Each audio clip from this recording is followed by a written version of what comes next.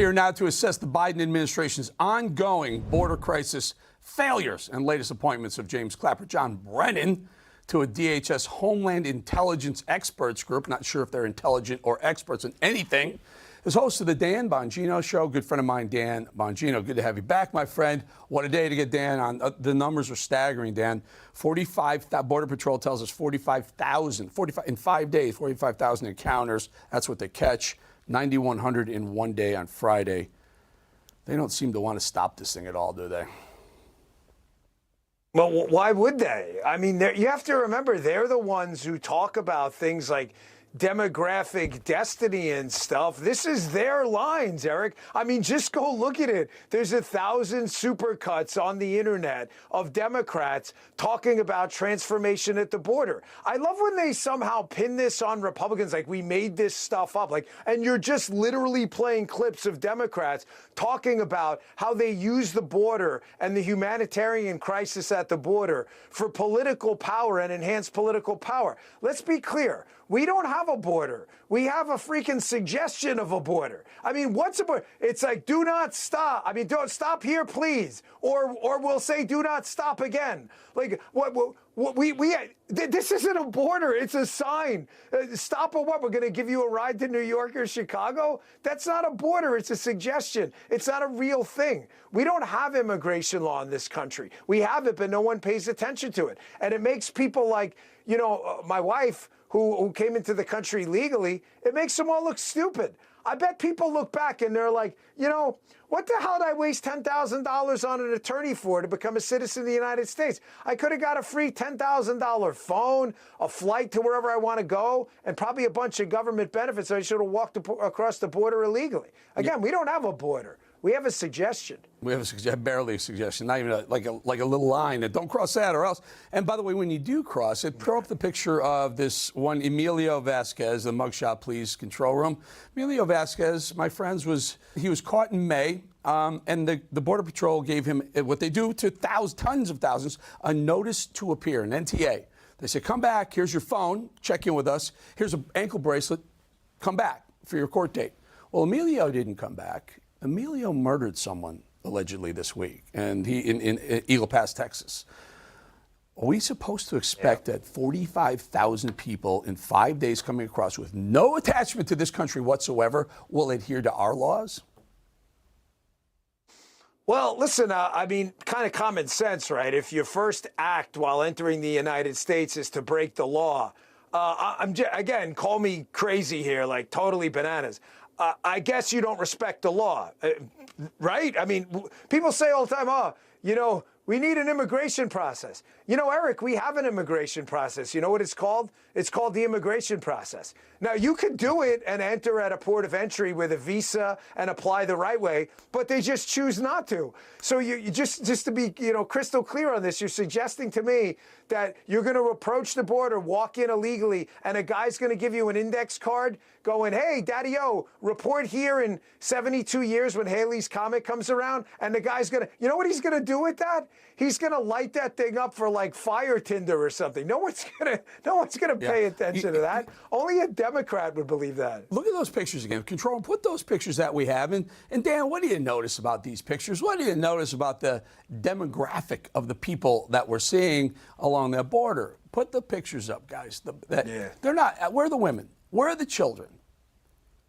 Yeah, I thought we were told that. We were told they're all right. Weren't we told? No, they're families and they're struggling. And listen, while I don't doubt people in garbage economies around the world want to make money here. I don't doubt that. We have again a process called the immigration process. And again, weren't we told these are all families and struggling? That don't look like it to me. I saw a video the other day on cable news of a train pouring into the country with a bunch of illegal migrants coming in, and I had a struggle. My eyes, I'm getting old, man. I was like, I can't see the women and I don't see the women and children. It's so weird. I just see a bunch of single guys waving. I'm going to tell my controller to do it right now.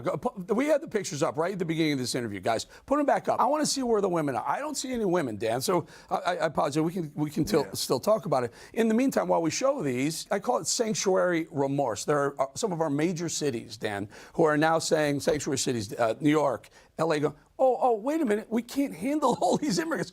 There's 5 or 10 million people coming into the country. What do you think is going to happen? Of course, they're going to wreck these sanctuary cities as well as the others. Yeah, I always say on my show that there's no one more embarrassed by liberalism than the modern liberal. I want to just take this out of immigration just for a second because it makes the immigration point even stronger on sanctuary cities. Ask a liberal about late-term abortion. Say, just tell us what it is. Tell us how it works for a minute. Oh, we can't talk about that. Dismembering kids and stuff. We don't want to talk about that. They'll make up a euphemism, right? There's no one more embarrassed about what they're doing than liberals, whether it's the abortion issue, whether it's voter ID. Oh my gosh, black voters can't get voter ID. Really? Sounds kind of racist-y to me, doesn't it? What's wrong with black voters? They can't figure out how to get a driver's license? The liberal, oh no, that's not what I say. You ever notice? No one's more embarrassed by liberalism than liberals. Getting back to your question, sanctuary cities is a perfect example of this. They love them some sanctuary cities until the sanctuary came to their city. And then they were like, sanctuary cities suck. Forget this sanctuary city stuff. We're going to dump this. So there's nobody, that's something that's great about being a conservative. You never have to be a fake or a phony. I like tax cuts because I like them for everyone because the government sucks, right? I like to control my own health care. A liberal should control theirs too, right? I like school choice. I like it for your kids too. It's easy to be a conservative. Liberal, nobody's more embarrassed by liberalism than liberals. We like guns. We like our Second Amendment rights protected, not just for conservatives, but for liberals too. They hate it for us, but they'll walk around with armed guards when they're in public.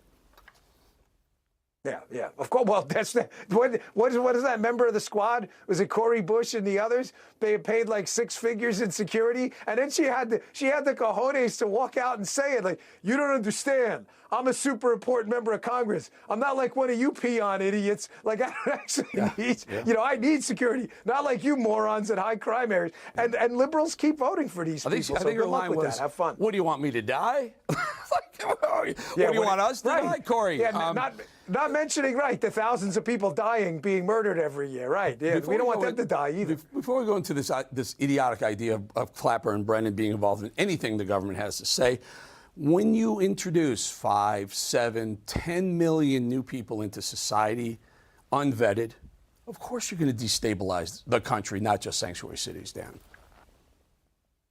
Yeah, and it's what comes along with it. When I was a Secret Service agent, we investigated counterfeit money. But a little known fact is some of the same mules who bring drugs across the border also bring counterfeit money. So we would work with the DEA a lot. It's not just that there are people coming into the country. It's that there are things coming into the country, too. There are weapons, there are drugs, there's child trafficking, child sex trafficking, counterfeit money. We have a border for a reason. I mean, if this is just without a border, Eric, this is called a landmass. That's all it is. A country is only a country with definable borders. And a border means that's you guys, this is us guys. You guys do you guys stuff, us guys do constitutional republic stuff. That's what a border, none of this is really hard. That's what a border is. If you erase the border, you don't have a country. You have a landmass, and that's it. Yeah. So let's get to this. Clapper and Brennan, remember Clapper lied about the NSA not spying on Americans in a Senate panel, and Brennan, those are two, Brennan's on the left, Clapper's on the right there. Brennan's allegedly lied as well to Congress, and both of those clowns right there signed that 51 former intel agents letter saying Hunter Biden's laptop wasn't real. It was Russian misinformation. But now Homeland Security is giving them the Homeland Intelligence Experts Group. They're giving these two guys a stage and say what and how we should protect the homeland. Thoughts? Yeah, I mean, is any of this surprising? See, this goes to the example I give all the time whenever I do a media hit. You have to understand the left. The left doesn't care about being exposed as hypocrites. Can we stop that for a second? Like, we talk about their hypocrisy, and it's a good thing to expose them to independence and people realize that the left are frauds, like we just did with the sanctuary cities thing, for example, right? But the left doesn't care. The history of the communists is when they whack people and put them in gulags, they don't care that the parents complain and it looks hypocritical. Everybody get that? The left is about hierarchy, not hypocrisy. They don't care about hypocrisy. They don't care at all that you expose them, right? So with that, this is actually a totally predictable move. I know you're not surprised. I'm not surprised. But there may be some people new to politics who are surprised. Like 3 guys who signed a letter saying that Hunter Biden's laptop, signed for by Hunter Biden with Hunter Biden's pictures, Hunter Biden's texts, Hunter Biden's emails, a sticker from the Biden family on the back, signed for by Hunter Biden with his address and phone number on it, actually belonged to a Russian guy.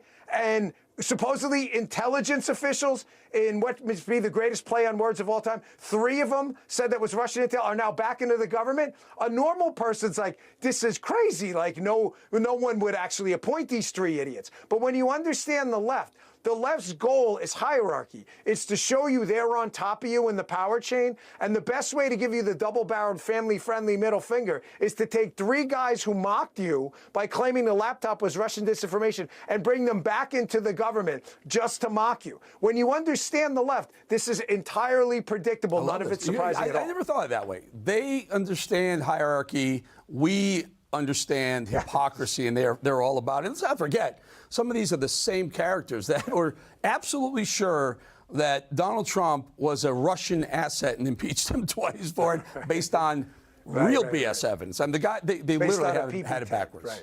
Right. Dan, final thought before we go. Love having you on, by the way, my friend.